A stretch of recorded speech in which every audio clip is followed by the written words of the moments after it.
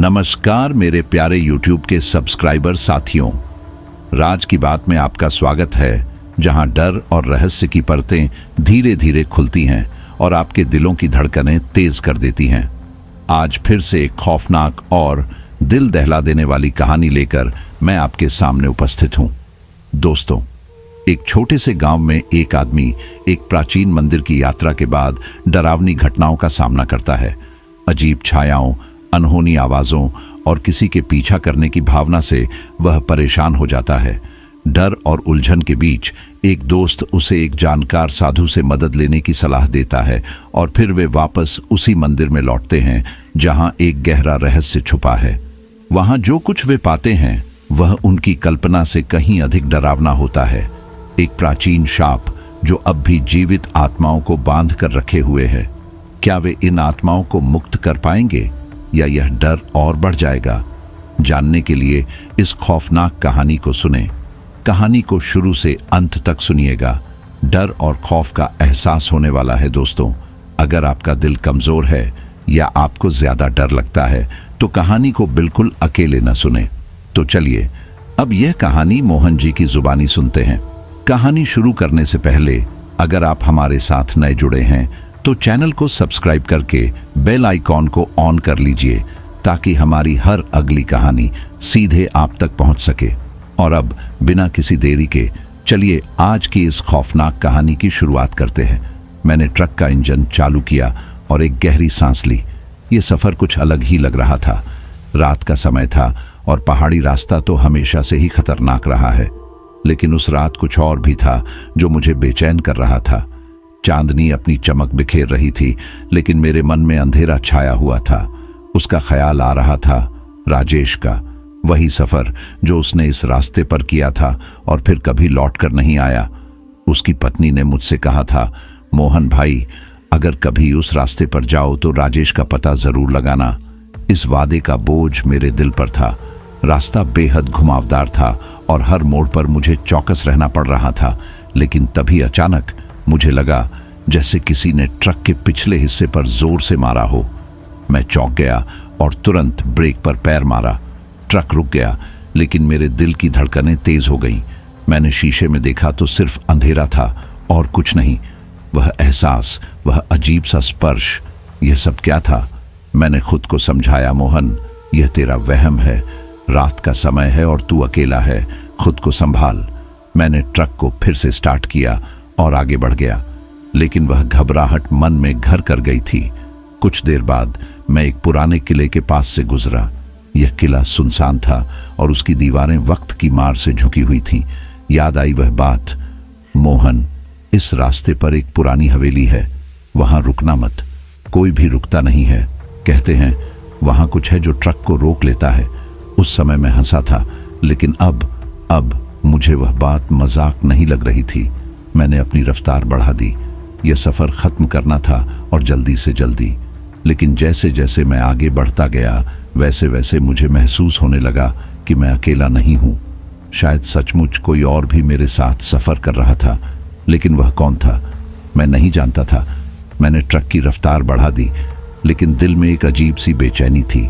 हवेली के पास से गुजरते ही जैसे किसी ने मेरी धड़कनें तेज कर दी। वह हवेली सचमुच डरावनी थी। छोटे छोटे टूटे हुए खिड़कियां, दरवाजे पर लटकता टूटा हुआ ताला और अंदर से आती हुई एक अजीब सी ठंडी हवा। मैंने ट्रक की हेडलाइट्स हवेली पर पड़ते ही तुरंत दूर कर दी। दिल ने कहा, रुक मत, बस आगे बढ़ते जा। राजेश की कही हुई बातें बार बार दिमाग में आ रही थीं। कहते हैं वो हवेली आत्माओं का अड्डा है। जितने भी ट्रक ड्राइवर वहां रुके हैं उनमें से कोई भी वापस नहीं लौटा। मैं उसे मजाक समझता था, लेकिन अब मुझे अपने फैसले पर शक हो रहा था। मैंने तय किया कि आगे किसी गांव में रुककर थोड़ी देर आराम करूंगा। लेकिन जैसे जैसे मैं आगे बढ़ा वैसे वैसे मुझे एहसास हुआ कि उस इलाके में कोई गांव नहीं है, सिर्फ जंगल था, घना और काला। ट्रक की रोशनी में पेड़ों की परछाइयां भी डरावनी लगने लगी थीं। और फिर एक बार फिर वही एहसास हुआ, किसी का हाथ, जैसे किसी ने फिर से मेरे ट्रक के पिछले हिस्से पर मारा हो। मैंने हिम्मत करके शीशे में देखा, लेकिन कुछ नहीं था। सब कुछ खाली, सिर्फ अंधेरा।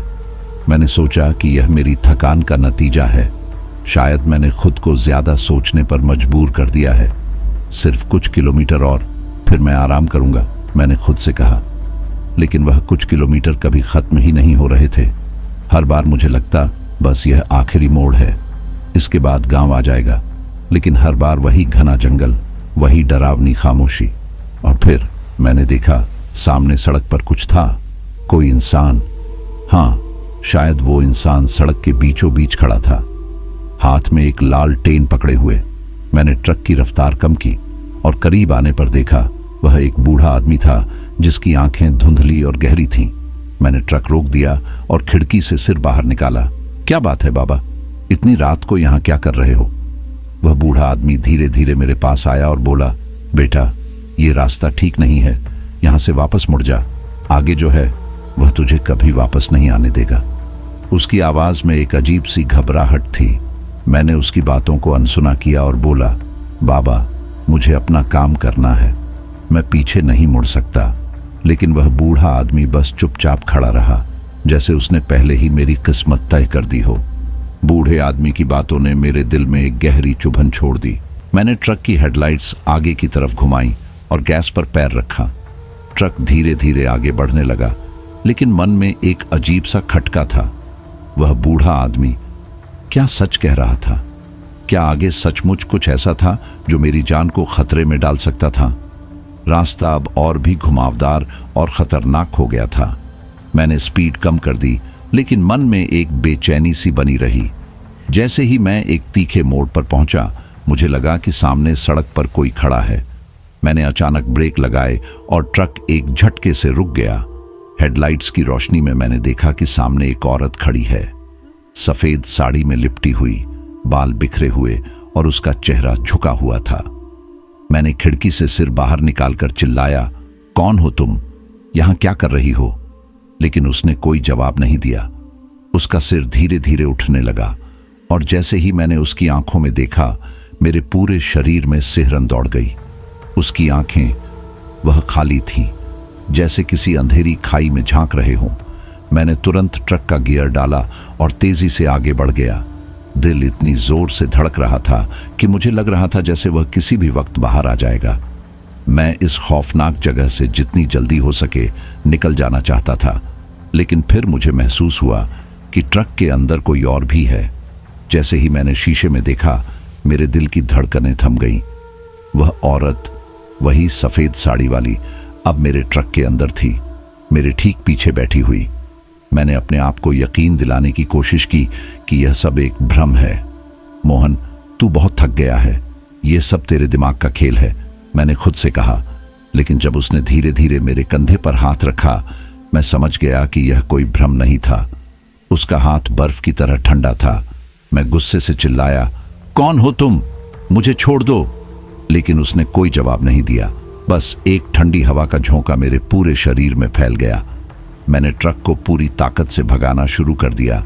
उस वक्त मुझे अपने ट्रक पर पूरी तरह से भरोसा था कि वह मुझे इस बला से दूर ले जाएगा। लेकिन जैसे ही मैं एक खतरनाक मोड़ पर पहुंचा, ट्रक का स्टीयरिंग अचानक जाम हो गया। ट्रक ने एक जोरदार झटका लिया और सीधे सड़क से नीचे उतरने लगा। मैंने ब्रेक पर पैर मारा, लेकिन कोई असर नहीं हुआ। ट्रक तेजी से नीचे की ओर बढ़ने लगा। मैं चीखना चाहता था, लेकिन गले से कोई आवाज नहीं निकली। वह औरत अब भी मेरे ठीक पीछे थी। उसकी सांसें मेरे कानों के पास महसूस हो रही थीं। और फिर अचानक सब कुछ शांत हो गया। ट्रक रुक गया, लेकिन मैं अब भी जीवित था। मैंने धीरे से पीछे मुड़कर देखा, लेकिन वह औरत गायब हो चुकी थी, पर उसकी उपस्थिति अब भी महसूस हो रही थी। ऐसा लग रहा था कि वह अभी भी मेरे आसपास है, कहीं छुपी हुई। मैंने ट्रक को फिर से स्टार्ट किया और धीरे धीरे आगे बढ़ा। उस वक्त मैं बस एक ही चीज चाहता था, इस जगह से दूर निकलना। लेकिन मेरा सफर अभी खत्म नहीं हुआ था। रास्ता अभी भी लंबा था और मैं जानता था कि यह सिर्फ शुरुआत थी। आगे का रास्ता अभी भी सुनसान और खामोश था। मैंने ट्रक की रफ्तार धीमी कर दी थी, लेकिन मन में एक बेचैनी बनी रही। हर मोड़ पर मुझे ऐसा लगता कि कोई मुझे देख रहा है, कोई मेरी हर हरकत पर नजर रख रहा है। मैं खुद को समझाने की कोशिश कर रहा था कि यह सब मेरे मन का वहम है, लेकिन उस औरत की झलक ने मेरे विश्वास को हिला दिया था। रास्ते में कुछ दूर चलने के बाद मुझे एक छोटा सा ढाबा दिखाई दिया। मैंने सोचा शायद यहाँ रुककर कुछ खाना खा लूं और थोड़ा आराम कर लूं, शायद ये डर भी थोड़ा कम हो जाए। मैंने ट्रक रोका और ढाबे के अंदर गया। वहां पर सिर्फ एक बूढ़ा आदमी बैठा था जो काउंटर के पीछे से मुझे घूर रहा था। भैया, कुछ खाने को मिलेगा? मैंने उससे पूछा। उसने बिना कोई जवाब दिए सिर्फ सिर हिलाया और एक थाली में खाना परोस दिया।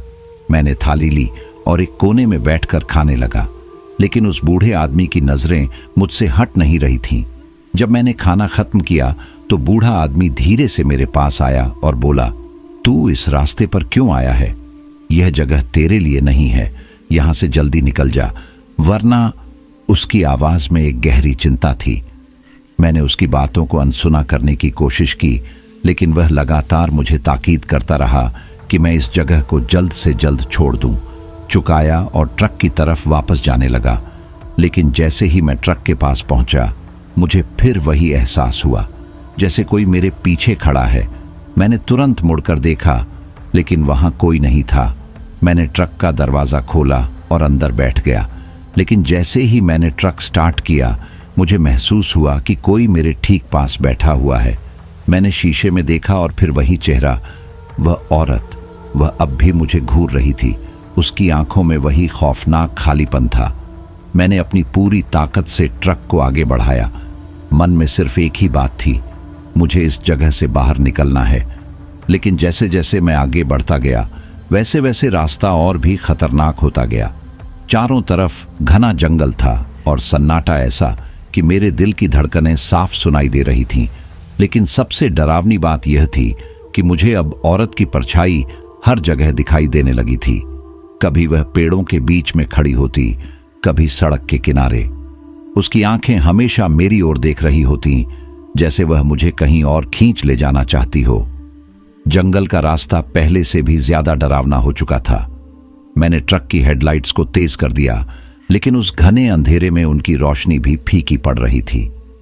पेड़ों की टहनियां एक दूसरे से टकरा रही थीं, जैसे कोई भूतिया सरगोशियां कर रहा हो। मैं खुद को यह समझाने की कोशिश कर रहा था कि यह सब सिर्फ हवा का असर है, लेकिन दिल मानने को तैयार नहीं था।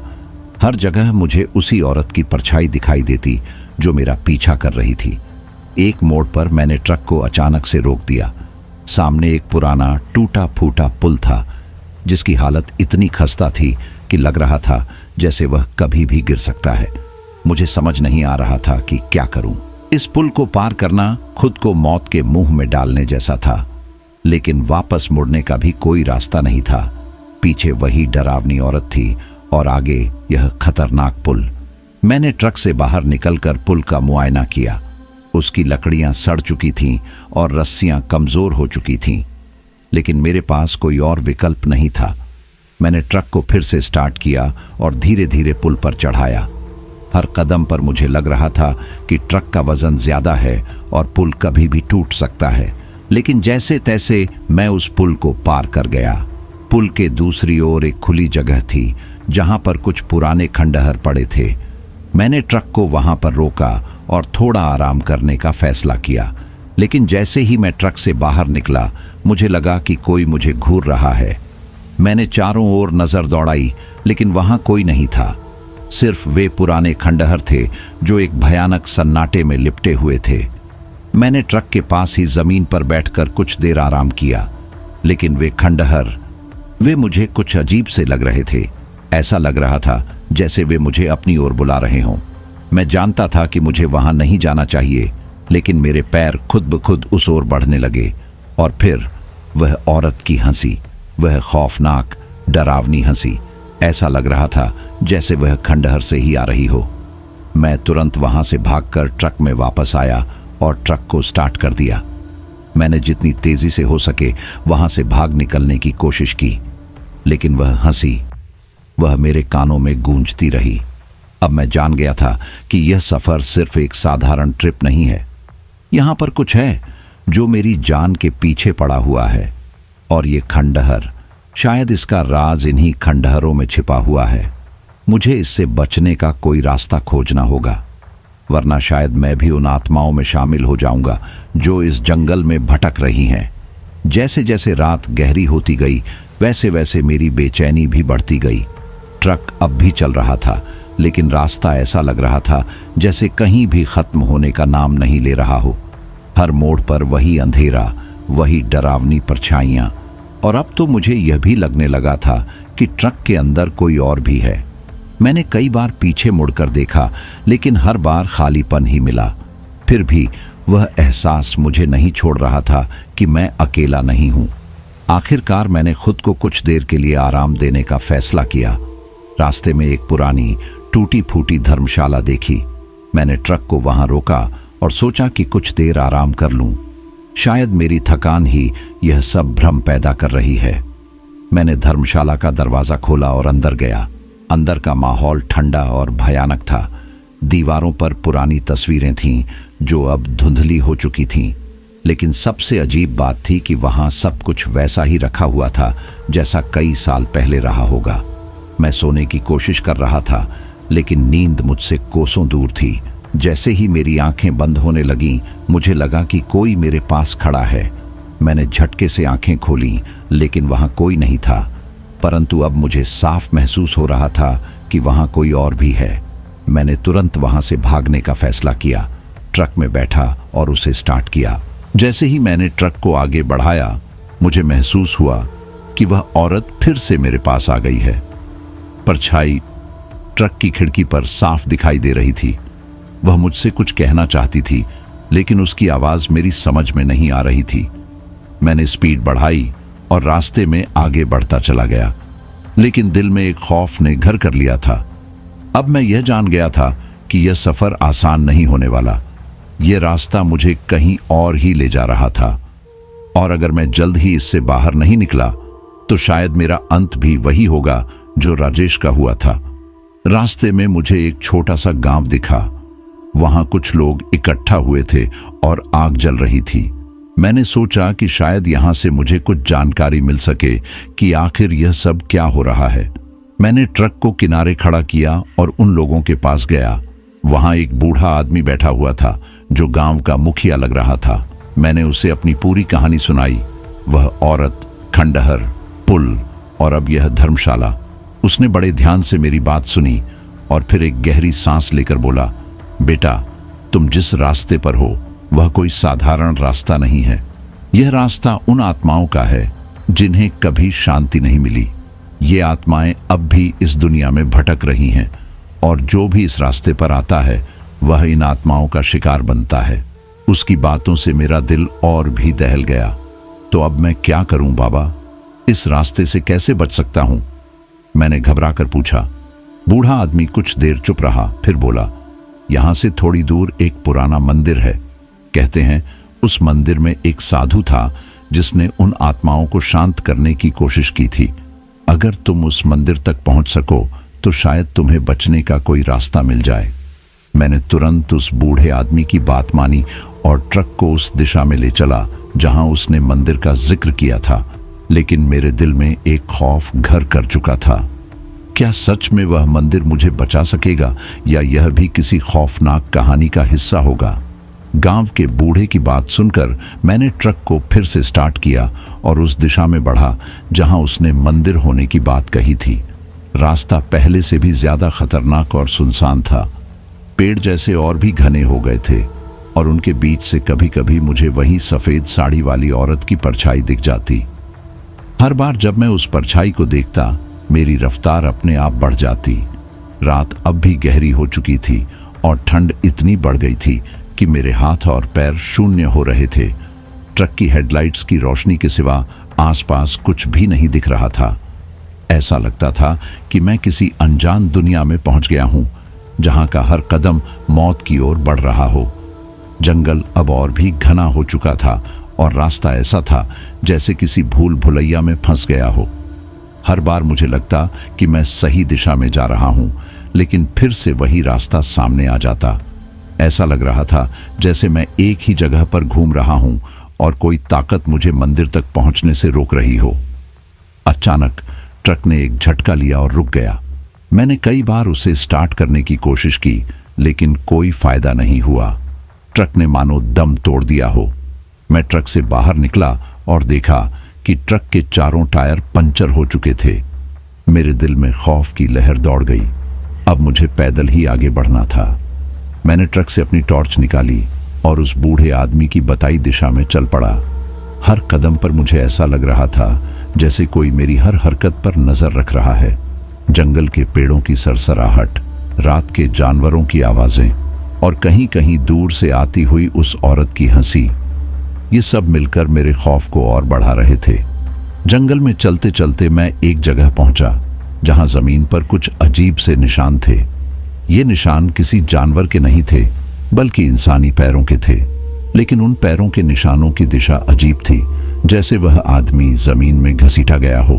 मेरे पैरों तले जमीन खिसकने लगी। मैं समझ गया कि यहाँ कोई खौफनाक हादसा हुआ है।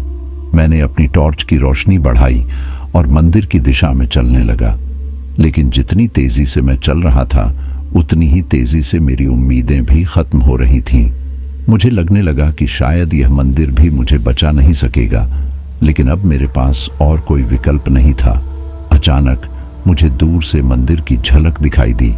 वह एक पहाड़ी के ऊपर था और उस तक पहुंचने के लिए मुझे एक तंग और खतरनाक रास्ते से गुजरना था। मैंने अपनी पूरी हिम्मत जुटाई और उस रास्ते पर बढ़ने लगा। जैसे ही मैं मंदिर के पास पहुंचा, मुझे महसूस हुआ कि वहां का माहौल और भी अजीब था। मंदिर के चारों ओर काले धुएं का घेरा बना हुआ था और अंदर से कुछ अजीब सी आवाजें आ रही थीं। वह आवाजें इंसानी नहीं थीं, जैसे कई आत्माएं एक साथ रो रही हों। मैं मंदिर के द्वार के पास पहुंच गया था, लेकिन अंदर जाने की हिम्मत नहीं हो रही थी। दरवाजा पुराना और जर्जर हो चुका था और उसके ऊपर कई अजीबोगरीब चिन्ह खुदे हुए थे। मैंने सोचा कि यह मंदिर शायद अब से कई सालों पहले किसी अनहोनी का गवाह रहा होगा और अब यह एक शापित जगह बन चुका था। लेकिन मेरे पास कोई और रास्ता नहीं था। मैंने मंदिर का दरवाजा धीरे से खोला और अंदर घुस गया। अंदर का माहौल और भी डरावना था।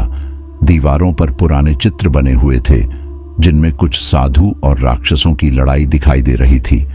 उन चित्रों को देखकर ऐसा लग रहा था जैसे यह मंदिर कभी एक बड़ा युद्ध क्षेत्र रहा हो।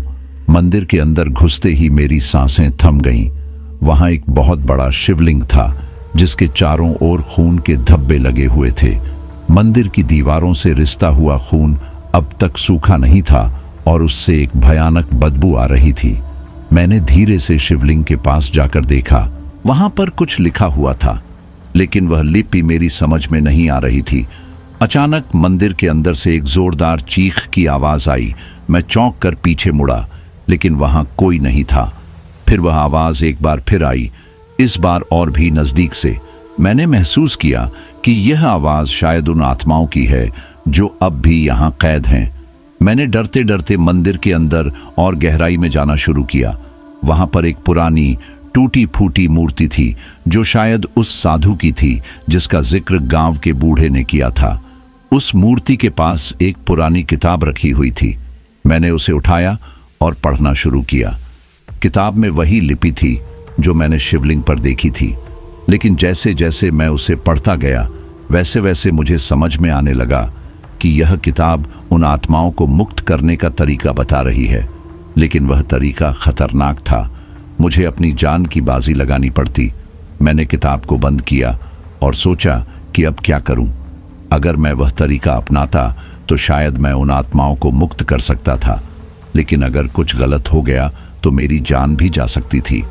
मैंने मंदिर में कुछ और ढूंढने की कोशिश की, लेकिन वहां कुछ नहीं था, बस वही भयानक माहौल और वह आत्माएं जो अब भी मेरी हर हरकत पर नजर रख रही थीं। मैंने सोचा कि शायद यही मेरा अंत है, लेकिन मैं जानता था कि मुझे कुछ न कुछ करना होगा। मैंने मंदिर के अंदर एक बार फिर नजर दौड़ाई। वहां अब भी वही अजीबोगरीब माहौल था, लेकिन मेरे दिल में अब एक नया खौफ भरने लगा था। मैंने सोचा कि शायद उन आत्माओं से सामना करने का समय आ गया है। अगर मैं उन आत्माओं को शांत नहीं कर सकता तो शायद मेरी जान भी उनके साथ चली जाएगी। मैंने अपनी पूरी हिम्मत जुटाई और मंदिर के अंदर उसी शिवलिंग के पास जाकर बैठ गया। मैंने किताब खोली और उसमें लिखा हुआ मंत्र पढ़ने की कोशिश की। जैसे ही मैंने मंत्र पढ़ना शुरू किया, मंदिर के अंदर की हवा अचानक ठंडी हो गई। ऐसा लग रहा था जैसे किसी ने मेरी आत्मा को जकड़ लिया हो। मंत्र पढ़ते पढ़ते मैंने देखा कि मंदिर के चारों ओर अजीब सी छायाएं बनने लगीं। वह छायाएं इंसानी नहीं थीं, वे आत्माएं थीं जो अब मेरे सामने आ गई थीं। मैंने अपनी आंखें बंद कर लीं और मंत्र पढ़ना जारी रखा, लेकिन वह आत्माएं अब मुझसे कुछ कहना चाह रही थीं। उनकी आवाजें धीमी और डरावनी थीं। ऐसा लग रहा था जैसे वे मेरे शरीर में घुसने की कोशिश कर रही हों। मैंने मंत्र पढ़ने की गति बढ़ा दी, लेकिन मेरी आवाज कांप रही थी। तभी एक जोरदार चीख सुनाई दी, ऐसी चीख जो मेरे दिल को चीर कर रख देती। मैंने अपनी आंखें खोलीं और देखा कि वह औरत, वही सफेद साड़ी वाली, अब मेरे सामने खड़ी थी। उसके चेहरे पर एक खौफनाक मुस्कान थी और उसकी आंखें पूरी तरह से काली हो चुकी थीं। उसने धीरे धीरे मेरी ओर बढ़ना शुरू किया और मेरे हर अंग में सिहरन दौड़ने लगी। मैंने उसे रोकने की कोशिश की, लेकिन मेरी आवाज नहीं निकल रही थी। वह औरत अब मेरे एकदम पास आ गई थी और उसने अपने हाथ मेरे सिर पर रखा। उसका हाथ बर्फ जैसा ठंडा था और उसकी छुअन से मुझे ऐसा महसूस हो रहा था जैसे मेरी आत्मा मेरे शरीर से निकलने वाली हो। अचानक मंदिर के अंदर एक जोरदार प्रकाश फैल गया। वह प्रकाश इतना तेज था कि मैं अपनी आंखें नहीं खोल सका। मैंने महसूस किया कि वह औरत अब पीछे हट रही थी और उसकी चीखें अब और भी तेज हो गई थीं। मैंने हिम्मत जुटाई और अपनी आंखें खोलकर देखा। मंदिर का शिवलिंग अब पूरी तरह से चमक रहा था और उस चमक में वह आत्माएं जलने लगी थीं। मैंने मंत्र पढ़ना जारी रखा और धीरे धीरे वे आत्माएं गायब होने लगी। उनका अंधेरा और उनकी चीखें अब मंदिर से बाहर जा रही थीं। जब मैंने आखिरी मंत्र पढ़ा तो पूरा मंदिर एक बार फिर खामोश हो गया। वह घातक सन्नाटा जो पहले भयानक था अब शांतिपूर्ण लगने लगा था। मैंने चारों ओर देखा। वह सफेद साड़ी वाली औरत, वे खौफनाक छायाएं सब गायब हो चुकी थीं। सिर्फ शिवलिंग अब भी की रोशनी में चमक रहा था, जैसे उसने उन आत्माओं को कहीं और भेज दिया हो। मेरा पूरा शरीर थकान से चूर हो चुका था, लेकिन मन में एक अजीब सा सुकून था। ऐसा लग रहा था जैसे मैंने एक बहुत बड़ा बोझ अपने कंधों से उतार दिया हो। लेकिन उसी समय मेरे अंदर एक सवाल उठने लगा, क्या यह सब सचमुच खत्म हो चुका था या फिर यह एक और धोखा था जो मुझे फंसाने के लिए रचा गया था? मैंने मंदिर के अंदर और बाहर की जांच की। सब कुछ सामान्य लग रहा था, लेकिन मुझे अब भी कहीं न कहीं डर लग रहा था। मैंने सोचा कि अब यहां और रुकना ठीक नहीं होगा। मैंने जल्दी से मंदिर से बाहर निकलने का फैसला किया। जैसे ही मैं मंदिर के बाहर आया, मैंने देखा कि वह खंडहर जिनसे होकर मैं यहां आया था अब पहले जैसे नहीं रहे थे। वहां का माहौल अब शांत था और हवा में वह घबराहट भी नहीं थी जो पहले थी। मैंने सोचा कि शायद उन आत्माओं को अब शांति मिल चुकी है और वे मुझे अब और तंग नहीं करेंगी। मैंने ट्रक की ओर वापस जाने का सोचा, लेकिन मेरे कदम जैसे रुक गए। मेरे मन में एक और सवाल उभर रहा था, क्या सच में मैं इन सब चीजों से निकल चुका हूं या फिर यह रास्ता मुझे कहीं और ही ले जाएगा? क्या वह आत्माएं वाकई मुक्त हो चुकी थीं या उन्होंने मुझे सिर्फ अपने जाल में फंसाया था? इन सवालों का जवाब मैं नहीं जानता था, लेकिन मुझे इतना पता था कि मुझे अब जल्द से जल्द इस जगह से निकलना होगा। मैंने कदम बढ़ाए और उसी रास्ते पर वापस जाने लगा जिससे मैं आया था। रास्ते में वह जगह भी मुझे सामान्य सी लगी जहां पर मुझे पहले आत्माओं की उपस्थिति महसूस हुई थी, लेकिन मेरे मन में अब भी एक हल्का सा डर था। मैंने जितनी तेजी से हो सके उस जंगल को पार किया। आखिरकार मैं उस जगह पहुंच गया जहां मेरा ट्रक खड़ा था। ट्रक की हालत अब भी खराब थी। टायर पंचर थे और इंजन भी खराब हो चुका था। मैंने ट्रक को ठीक करने की कोशिश की, लेकिन उसमें काफी समय लग रहा था। जब तक मैं ट्रक को ठीक करने में लगा रहा, तब तक मन में वही सवाल बार बार उभर रहे थे, क्या सच में मैं इन सब चीजों से बच पाया हूं या फिर वह आत्माएं मेरे साथ अब भी हैं, मुझे किसी और बड़े जाल में फंसाने के लिए? ट्रक को ठीक करने में काफी समय लग गया, लेकिन आखिरकार मैंने उसे फिर से स्टार्ट कर दिया। इंजन ने पहले तो कुछ देर तक आवाज की, लेकिन फिर धीरे धीरे चालू हो गया। मैंने राहत की सांस ली, लेकिन मन में अब भी एक अनकहा डर था। जंगल अब पीछे छूट चुका था, लेकिन उसकी छाप अब भी मेरे दिल और दिमाग में थी।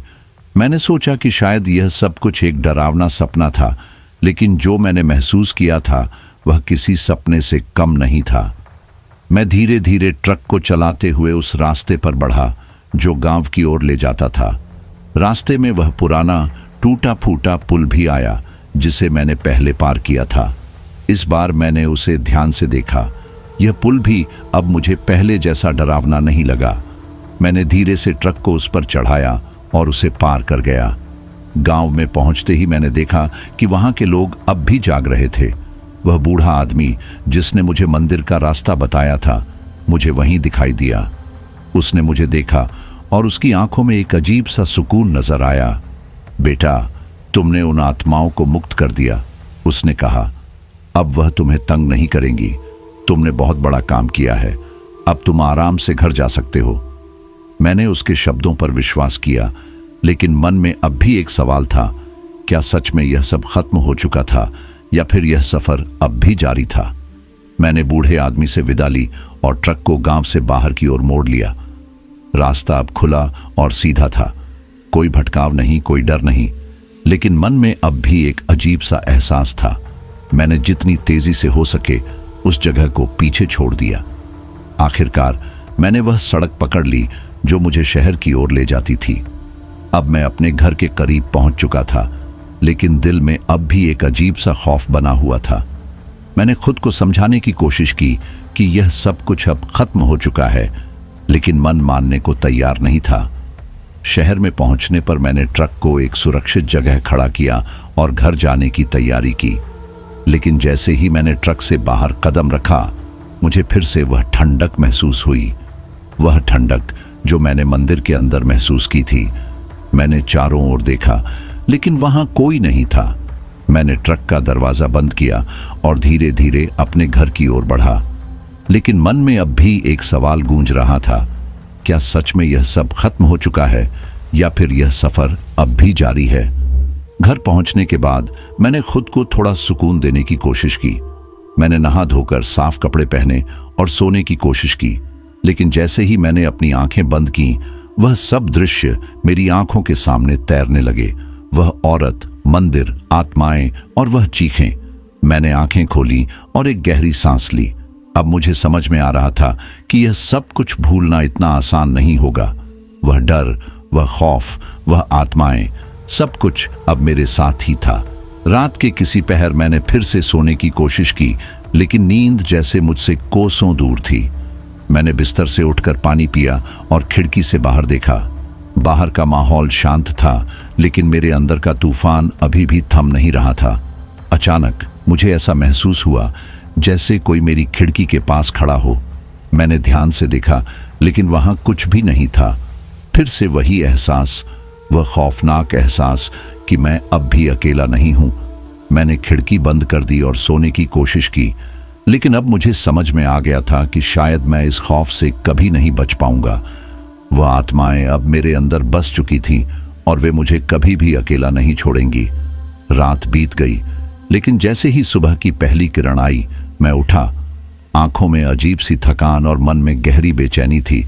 यह बेचैनी सिर्फ मंदिर और आत्माओं के कारण नहीं थी, बल्कि यह एहसास था कि शायद कुछ अधूरा रह गया था। मेरे आसपास का माहौल अब भी अजीब था। घर में कहीं न कहीं एक अज्ञात डर का साया महसूस हो रहा था। मैंने सोचा कि इस डर से छुटकारा पाने के लिए थोड़ी ताज़ी हवा लेना बेहतर रहेगा। मैं बाहर निकला और सड़कों पर कुछ देर टहलने लगा, पर जैसे ही मैंने सड़कों पर कदम रखा, वह अजीब सी ठंडक फिर से महसूस हुई। मेरे पैर जैसे जम गए हों। मैंने चारों ओर देखा, लेकिन वहां कुछ नहीं था। लोग अपने कामों में लगे थे और सुबह की हलचल धीरे धीरे बढ़ने लगी थी। फिर भी मेरे दिल में वह बेचैनी और बढ़ गई। ऐसा लग रहा था कि जैसे कोई मुझे देख रहा हो, मेरी हर हरकत पर नजर रख रहा हो। मैंने जबरन अपने दिमाग से इन विचारों को निकालने की कोशिश की और अपने दोस्तों से मिलने का सोचा। शायद उनसे बातें करके मैं इस डर से छुटकारा पा सकूं। मैं एक पुराने दोस्त के घर की ओर चल पड़ा, जो मेरे घर से कुछ ही दूरी पर रहता था। जैसे ही मैंने उसके दरवाजे पर दस्तक दी, दरवाजा धीरे से खुल गया, लेकिन मेरे सामने कोई नहीं था। मैंने उसे पुकारा, लेकिन अंदर से कोई आवाज नहीं आई। मेरा दिल तेजी से धड़कने लगा। मैंने दरवाजे को थोड़ा और खोला और अंदर झांकने की कोशिश की। घर अंदर से खाली था और वहां एक अजीब सी खामोशी थी। ऐसा लग रहा था जैसे घर में कोई रह ही नहीं रहा हो। मैं थोड़ी देर तक वहीं खड़ा रहा, फिर सोचा कि शायद वह कहीं बाहर गया होगा। मैंने दरवाजे को बंद किया और वापस मुड़ने ही वाला था कि अचानक मुझे अपने पीछे किसी की परछाई दिखाई दी। मैं घबरा गया और तुरंत मुड़ा, लेकिन वहां कोई नहीं था। मेरे दिल की धड़कनें और तेज हो गईं। क्या वह आत्माएं अब भी मेरे साथ थीं? क्या यह सब सिर्फ मेरा वहम था या सच में कोई था जो मुझे फॉलो कर रहा था? इन सवालों ने मुझे बेचैन कर दिया। मैं जल्दी से अपने दोस्त के घर से निकलकर वापस अपने घर की ओर चल पड़ा। हर कदम पर मुझे ऐसा लग रहा था जैसे कोई मेरा पीछा कर रहा हो। मैं बार बार पीछे मुड़कर देखता, लेकिन वहां कोई नहीं था। घर पहुंचने के बाद मैंने खुद को शांत करने की कोशिश की, लेकिन मन में वह खौफ अब भी था। मैंने खुद को समझाया कि यह सब सिर्फ मेरा वहम है। शायद मंदिर का अनुभव इतना डरावना था कि उसका असर अब तक मुझ पर बना हुआ था, लेकिन मन के किसी कोने में एक सवाल अब भी गूंज रहा था, क्या सच में यह सब खत्म हो चुका है? मैंने दिन भर खुद को व्यस्त रखने की कोशिश की, काम किया, दोस्तों से मिला और हर वह चीज की जो मुझे सामान्य महसूस करा सके, लेकिन हर बार मुझे ऐसा लग रहा था जैसे कोई मेरी हर हरकत पर नजर रख रहा हो। रात होते होते मैं बिल्कुल थक गया था। मैंने सोने की कोशिश की, लेकिन जैसे ही बिस्तर पर लेटा, वो खौफनाक यादें फिर से मेरी आंखों के सामने आने लगीं। मंदिर, आत्माएं और वह सफेद साड़ी वाली औरत, सब कुछ जैसे मुझे डराने के लिए फिर से जिंदा हो गया था। मैंने लाइट बंद की और सोने की कोशिश की, लेकिन एक अजीब सी आवाज ने मुझे चौंका दिया। वह आवाज बहुत धीमी और मध्यम थी, जैसे कोई दूर से पुकार रहा हो। मैंने ध्यान से सुना, लेकिन कुछ समझ नहीं आया। मैंने अपनी आंखें खोली और चारों ओर देखा। कमरे में कुछ भी अलग नहीं था। फिर वह आवाज और तेज हो गई। अब वह साफ साफ सुनाई दे रही थी, जैसे कोई मेरे नाम से पुकार रहा हो। मैं बिस्तर से उठा और आवाज के स्रोत का पता लगाने की कोशिश की। वह आवाज मुझे बाहर की ओर से आ रही लग रही थी। मैं धीरे धीरे बाहर की ओर बढ़ा, लेकिन जैसे ही दरवाजे के पास पहुंचा, आवाज बंद हो गई। मैंने दरवाजा खोला और बाहर देखा। बाहर कोई नहीं था। मैं हैरान था, क्या यह सब मेरा वहम था या फिर सच में कुछ था? अगली सुबह मैंने अपने एक दोस्त से मिलने का फैसला किया, जिसने मुझे पहले भी कई बार सलाह दी थी। जब मैं उससे मिला तो मैंने उसे सारी बात बताई, मंदिर, आत्माएं और वह अजीब सी आवाजें। उसने मेरी बातों को ध्यान से सुना और फिर गंभीर होकर कहा, मुझे लगता है कि तुम पर उन आत्माओं का साया अभी भी बना हुआ है। शायद वह तुम्हें पूरी तरह से छोड़ने को तैयार नहीं है। तुमने उन्हें मुक्त करने की कोशिश की, लेकिन शायद वे अब भी किसी और तरीके से बंधी हुई हैं। मैंने उसकी बात सुनी, लेकिन मेरे मन में और भी सवाल उठने लगे। क्या वह आत्माएं सच में मुक्त नहीं हुई थीं? क्या अब भी कुछ बाकी था जो मैंने नहीं किया था? मेरे दोस्त ने मुझसे कहा, हमें इस मामले को और गहराई से समझने की जरूरत है। उसने सुझाव दिया कि हम किसी जानकार से मिलें जो हमें इन आत्माओं के बारे में और जानकारी दे सके। मैंने उसकी बात मान ली। हम दोनों ने किसी जानकार की खोज शुरू कर दी। मैं और मेरा दोस्त उस जानकार की तलाश में निकल पड़े जो हमें इस खौफनाक मामले का समाधान बता सके। हमारे शहर में ऐसे कुछ लोग थे जिन्हें तंत्र मंत्र और आत्माओं के बारे में अच्छी जानकारी थी। हमने उन्हीं में से एक का पता लगाया जो शहर के किनारे एक पुराने घर में रहता था। उस जानकार का नाम था पंडित रामलाल। उसे तंत्र मंत्र और आत्माओं से संबंधित कई रहस्यमय मामलों का अनुभव था। जब हम उसके घर पहुंचे तो वह हमें देखकर थोड़ा हैरान हुआ, लेकिन फिर उसने हमें अंदर बुलाया और हमें अंदर ला लिया। हमने उसे पूरी कहानी बताई, मंदिर में घटित घटनाओं से लेकर मेरे साथ हो रहे अजीब अनुभवों तक, सब कुछ। वह ध्यान से सुनता रहा और जब हमने अपनी बात खत्म की तो उसने गंभीरता से कहा, यह मामला बहुत गहरा है। उन आत्माओं को आपने मुक्त करने की कोशिश की, लेकिन कुछ ऐसा है जो अब भी अधूरा है। मैंने पूछा, क्या आप बता सकते हैं कि वह क्या चीज हो सकती है? पंडित रामलाल ने कहा, मुझे लगता है कि उन आत्माओं में से कुछ ने मंदिर में शांति नहीं पाई। वे किसी और कारण से बंधी हुई हैं। हमें वहां जाकर फिर से जांच करनी होगी और यह पता लगाना होगा कि ऐसा क्या है जो उन्हें अभी भी बांध कर रखा हुआ है। मेरे दोस्त ने तुरंत सहमति जताई, लेकिन मैं थोड़ा हिचकिचा रहा था। वह मंदिर और उसके आसपास की यादें अब भी मेरे दिमाग में ताज़ा थीं, लेकिन मैं जानता था कि अगर मैं इस डर से छुटकारा पाना चाहता हूं तो मुझे फिर से उस जगह जाना ही होगा।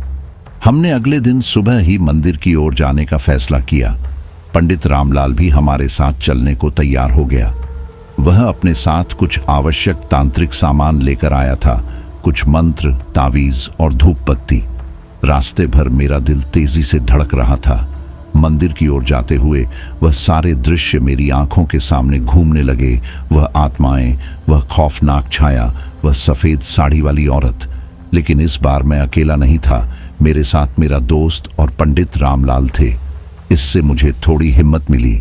जब हम मंदिर के पास पहुंचे तो माहौल फिर से अजीब हो गया। हवा में वही ठंडक थी और जंगल की खामोशी फिर से घातक लगने लगी थी।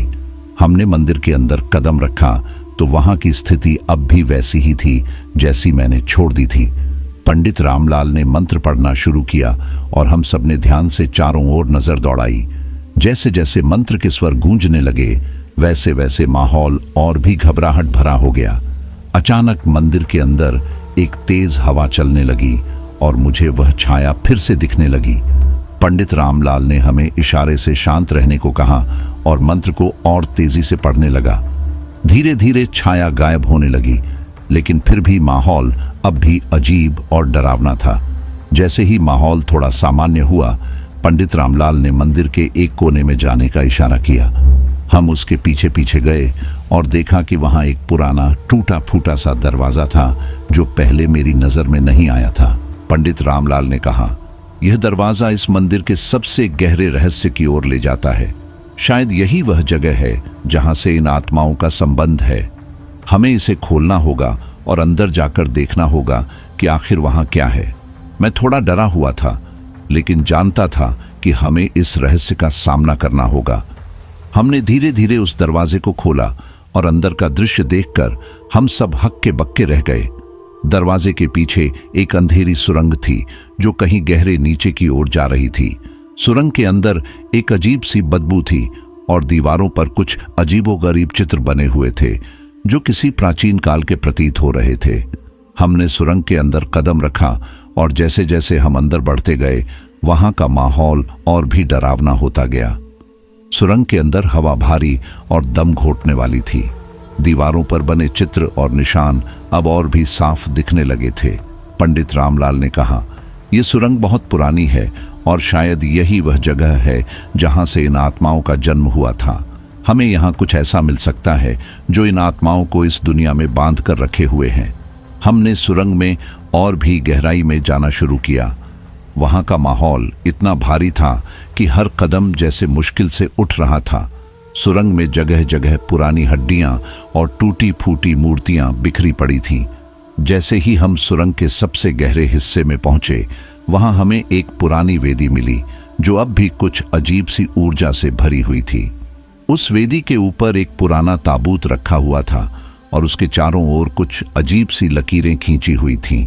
पंडित रामलाल ने कहा, यह वही जगह है जहां से उन आत्माओं का संबंध है। शायद इस ताबूत में कुछ ऐसा है जो उन्हें अब तक इस दुनिया में बांध कर रखे हुए हैं। हमें इसे खोलना होगा। मैंने पंडित रामलाल से पूछा, अगर हम इसे खोलेंगे तो क्या होगा? क्या वह आत्माएं और भी खतरनाक हो जाएंगी? पंडित रामलाल ने गंभीरता से जवाब दिया, यह एक जोखिम भरा कदम है, लेकिन अगर हम इसे नहीं खोलेंगे तो शायद यह आत्माएं हमें कभी नहीं छोड़ेंगी। हमें इसे खोलना ही होगा और जो कुछ भी अंदर है उसे शांति देनी होगी। हम सब ने सहमति जताई और ताबूत को खोलने की तैयारी की। जैसे ही हमने ताबूत को खोलने के लिए हाथ बढ़ाया, सुरंग के अंदर एक तेज चीख गूंज उठी।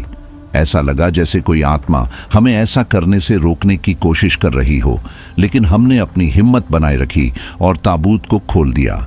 जैसे ही हमने ताबूत खोला, एक गहरी और भारी आवाज के साथ उसका ढक्कन हटा।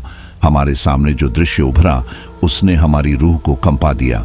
ताबूत के अंदर एक प्राचीन मम्मी जैसी दिखने वाली लाश थी, जिसके शरीर पर समय की मार साफ दिख रही थी। लेकिन सबसे खौफनाक था उस मम्मी का चेहरा, आंखें खुली हुई जिनमें एक अजीब सी चमक थी, जैसे वह हमें देख रही हो। पंडित रामलाल ने ध्यान से मम्मी के चारों ओर देखना शुरू किया। वहां कुछ अजीब सी लकीरें और तंत्र मंत्र के निशान बने हुए थे। पंडित जी ने कहा, यह मम्मी किसी शक्तिशाली तांत्रिक की हो सकती है, जिसे किसी कारणवश यहां बांध दिया गया था। उसकी आत्मा अब भी इस दुनिया में अटकी हुई है और शायद यही वजह है कि बाकी आत्माएं भी शांति नहीं पा रही हैं। मैंने पूछा, तो अब हमें क्या करना चाहिए? पंडित रामलाल ने कहा, हमें इस मम्मी की आत्मा को शांति देनी होगी, लेकिन यह आसान नहीं होगा। इस आत्मा की शक्ति बहुत बड़ी हो सकती है और इसे मुक्त करने के लिए हमें विशेष मंत्रों और अनुष्ठानों का सहारा लेना पड़ेगा। पंडित जी ने अपने तांत्रिक सामान को बाहर निकाला और मंत्रों का जाप शुरू किया। उनके मंत्रों की गूंज सुरंग के अंदर गहराई तक फैलने लगी। मम्मी की आंखों की चमक और तेज हो गई और ऐसा लगा जैसे वह जीवित हो उठी हो। जैसे जैसे पंडित रामलाल मंत्र पढ़ते गए, मम्मी की आंखें और भी चमकने लगीं। अचानक ताबूत के अंदर से एक ठंडी हवा का झोंका निकला और पूरे सुरंग में फैल गया। मेरे और मेरे दोस्त के रोंगटे खड़े हो गए, लेकिन पंडित जी बिना रुके मंत्र पढ़ते रहे और उस हवा के झोंके को कम करने की कोशिश करते रहे। मंत्रों की गूंज बढ़ती गई और अचानक मम्मी के चारों ओर एक अजीब सी रोशनी उभर आई। ऐसा लग रहा था जैसे कोई अदृश्य शक्ति उस मम्मी को बांधने की कोशिश कर रही हो। पंडित रामलाल ने हमें ताबूत से पीछे हटने का इशारा किया और हम थोड़ा पीछे हो गए। फिर अचानक मम्मी ने अपनी आंखें बंद कर ली और ताबूत के अंदर से एक जोरदार चीख गूंज उठी। वह चीख इतनी भयानक थी कि मेरे कान सुन्न हो गए। पंडित रामलाल ने तुरंत अपने मंत्रों का जोर बढ़ा दिया और वह चीख धीरे धीरे कम होने लगी। मम्मी के शरीर पर बंधी शक्तियां टूटने लगीं और एक एक करके सारी आत्माएं वहां से मुक्त हो गईं। उस पल मुझे ऐसा लगा जैसे किसी ने मेरे दिल से एक भारी बोझ हटा लिया हो। लेकिन जैसे ही हमने सोचा कि सब कुछ खत्म हो गया, पंडित रामलाल ने हमें चौंका दिया। उन्होंने कहा, ये मम्मी अब भी पूरी तरह से मुक्त नहीं हुई है। इसके शरीर के अंदर कुछ ऐसा है जो इसे बांध कर रख रहा है। हमें इसे पूरी तरह से शांति देनी होगी। उन्होंने मम्मी के सीने पर बने एक अजीब से निशान की ओर इशारा किया। वह निशान किसी जटिल तंत्र मंत्र का प्रतीक था। पंडित जी ने बताया कि यह निशान एक प्राचीन तांत्रिक शक्ति का है जो इस आत्मा को इस दुनिया में बांध कर रख रही है।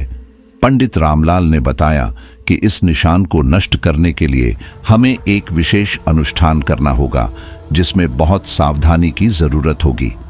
उन्होंने अपने तांत्रिक सामान में से कुछ विशेष धातुएं और जड़ी बूटियां निकाली और उन पर मंत्र पढ़ना शुरू किया। उन्होंने हमें भी इस अनुष्ठान में शामिल होने को कहा। हम सब ने मिलकर उन जड़ी बूटियों को मम्मी के निशान पर लगाया और पंडित जी ने एक शक्तिशाली मंत्र का जाप शुरू किया। जैसे ही मंत्रों की गूंज बढ़ी, मम्मी के शरीर में एक अजीब सी हरकत शुरू हो गई। वह हिलने डुलने लगी और उसके शरीर से धुआं निकलने लगा। पंडित रामलाल ने जोर देकर कहा, ध्यान रहे, इस समय किसी भी तरह की गलती बहुत भारी पड़ सकती है। हमें पूरी एकाग्रता और सावधानी के साथ इसे पूरा करना होगा। हम सब ने अपनी पूरी ताकत से मंत्रों का जाप किया और धीरे धीरे मम्मी का शरीर शांत होने लगा। धुआं अब भी निकल रहा था, लेकिन उसकी तीव्रता कम हो रही थी। अंततः एक जोरदार धमाके के साथ मम्मी का शरीर टूटकर बिखर गया। उस पल ऐसा लगा जैसे वहां से सारी नकारात्मक ऊर्जा मुक्त हो गई हो। मम्मी के टूटने के बाद सुरंग के अंदर का माहौल पूरी तरह से बदल गया। वहां की ठंडी हवा अब सामान्य हो गई और वह भारीपन गायब हो गया। पंडित रामलाल ने हमें बताया कि अब वह आत्मा पूरी तरह से मुक्त हो चुकी है और उसके साथ बंधी सभी आत्माएं भी शांति पा चुकी हैं। हमने राहत की सांस ली और सुरंग से बाहर निकले। बाहर आते ही ऐसा लगा जैसे पूरी दुनिया बदल गई हो। हवा में ताजगी थी और सूरज की किरणें हमारे चेहरे पर मुस्कुरा रही थीं। मैंने पंडित रामलाल का धन्यवाद किया और मेरे दोस्त ने भी राहत की सांस ली। हम सब ने महसूस किया कि वह भयानक यात्रा अब आखिरकार खत्म हो गई थी। जब हम वापस शहर लौटे तो सब कुछ सामान्य लग रहा था। मेरे दिल से वह डर और बेचैनी पूरी तरह खत्म हो चुकी थी। मैंने अपने जीवन में पहली बार शांति और सुकून महसूस किया। पंडित रामलाल ने मुझे सलाह दी कि अब मैं उस मंदिर की दिशा में कभी न जाऊं, क्योंकि अब वह जगह शांति पा चुकी है और उसे डिस्टर्ब करना सही नहीं होगा। मैंने उनकी बात मानी और वादा किया कि मैं वहां कभी वापस नहीं जाऊंगा। मेरे दोस्त और मैंने एक दूसरे को देखा और हमारे चेहरों पर एक सुकून भरी मुस्कान थी। हम जानते थे कि हमने एक बहुत बड़ा खौफनाक सफर पूरा कर लिया था और अब हमारा जीवन सामान्य हो चुका था। हालांकि उस खौफनाक अनुभव की यादें अब भी मेरे मन के किसी कोने में बसी हुई थीं, लेकिन अब वह डरावनी नहीं थीं। वे सिर्फ एक बीते हुए वक्त की परछाई की तरह थीं, जिन्हें मैं अब भी याद कर सकता था, लेकिन उनसे डरने की कोई वजह नहीं थी। कभी कभी रात में जब मैं अपने ट्रक के साथ अकेले सफर पर होता हूं, तो वह पुरानी यादें फिर से ताज़ा हो जाती हैं। लेकिन अब मैं उन्हें सिर्फ एक कहानी की तरह देखता हूं, एक ऐसी कहानी जो मैंने खुद जी थी, लेकिन अब सिर्फ एक बीता हुआ वक्त बनकर रह गई है। मुझे यकीन है कि आप भी मेरी इस कहानी को सुनकर डर से बच पाए होंगे, लेकिन याद रखिए, इस दुनिया में बहुत कुछ ऐसा है जिसे हम समझ नहीं सकते, और जो हम समझ नहीं सकते उससे डरने की भी जरूरत नहीं है, बस उसे समझने की कोशिश करनी चाहिए। तो दोस्तों, यह थी हमारी आज की कहानी। आपको हमारी आज की कहानी कैसी लगी, कमेंट बॉक्स में कमेंट करके जरूर बताएं। बस आप अपना और अपने परिवार का ख्याल रखें, और अगर अभी तक चैनल को सब्सक्राइब नहीं किया है तो कृपया चैनल को सब्सक्राइब कर लीजिए।